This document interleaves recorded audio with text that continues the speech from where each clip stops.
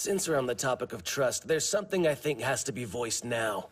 At this point, we can't deny it anymore, can we? There's a traitor at this school. My name is Astro Blackman, interdimensional space-time traveler extraordinaire and alumni of UA High School. My time as the hero Excelsior wouldn't have been as good as it was if I hadn't gone to the extraordinary school UA. But when I found out from TekKnight that my alma mater was under siege of a traitor, I couldn't let that slide. I had to go back to Universe 1AB and figure out who it was. Present Mike is the traitor! Alright. Before I even get into anything, well, before even that, let me go through the wardrobe change. I gotta be a detective. Okay, this is a straw fedora, a rain jacket, and a Gryffindor scarf. It'll do, okay. Before we even get into anything, this man just looks like a villain. Like, I mean, look at him. He's got the dark outfit, he's got the coif. I never trust somebody with a coif that much. A lot of Thompson's water seal went into making that hairdo. He's got the mustache. Listen, every great villain of history has one thing in common: an epic mustache. Look at Present Mike. Epic mustache. That's just from the design horoscope he's telling us. He's got to be a villain. But, okay, maybe you want to just say he's just a quirky guy. All right, fine. He's a quirky guy. Got him! All right. But even aside from that, he was the first one to mention a traitor in Class 1A. Check this out. Since we're on the topic of trust, there's something I think has to be voiced now. At this point, we can't deny it anymore, can we? There's a traitor at this school. Only the teachers and the pussycats knew where the training camp would be.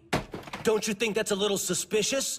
I guess a kid could have used their phone to message a villain, Stop this, Mike. Doesn't it just seem a little weird that he's so dead set on this idea of there being a traitor? He even tries to blame it on one of the students, like, oh, I guess one of the students could have sold this out. Like, oh, let me make them think there's a traitor when I am in fact the mole. I am in fact the one who's actually inciting all of the chaos from within, but I'm gonna make them think that it's someone else and that there's a mole without letting them know that it's me. It's that classic Sun Tzu Art of War number 11E1. Stop hitting yourself. When your forces are fighting amongst themselves, they can't really focus on fighting the enemy, and that's exactly what a spy would want. I don't know, Present Mike. You're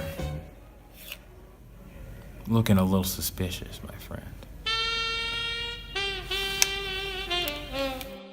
Now, it was said that you can't be a pro if you only have one trick.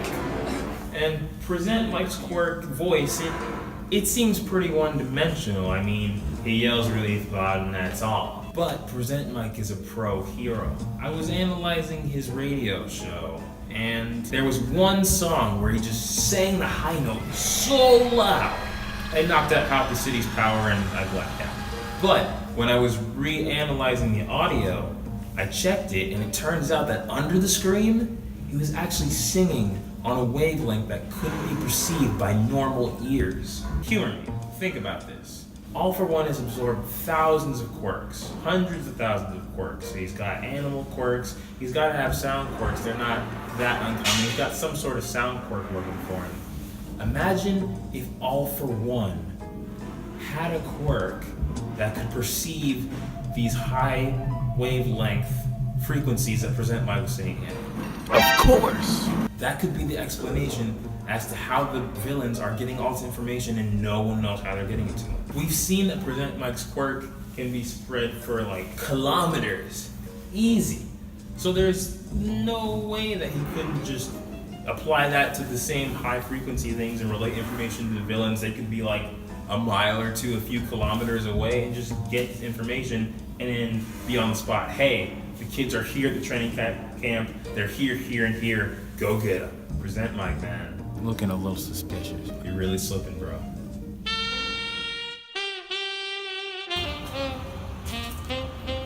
Now, just with the evidence that I've laid out here, I think that's enough to condemn him. But there's boatloads more. I mean, I could talk about all the stuff I found out when I was tracking him. I could tell you about how he manipulated Toru to make it look like she was the traitor.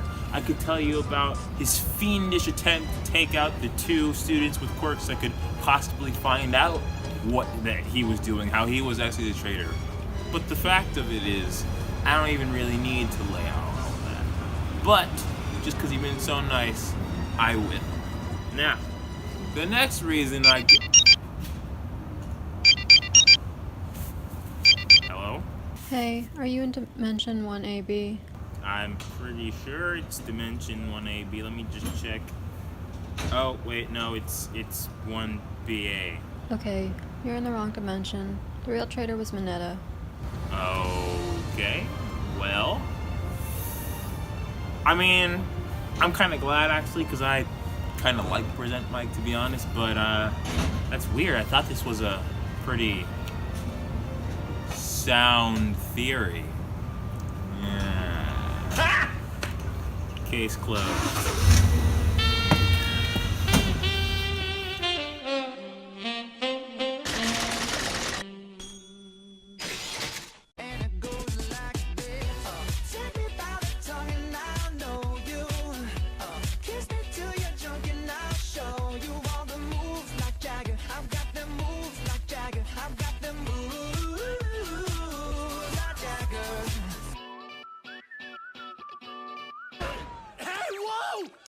I don't know, man. Present Mike, you're looking a little suspicious.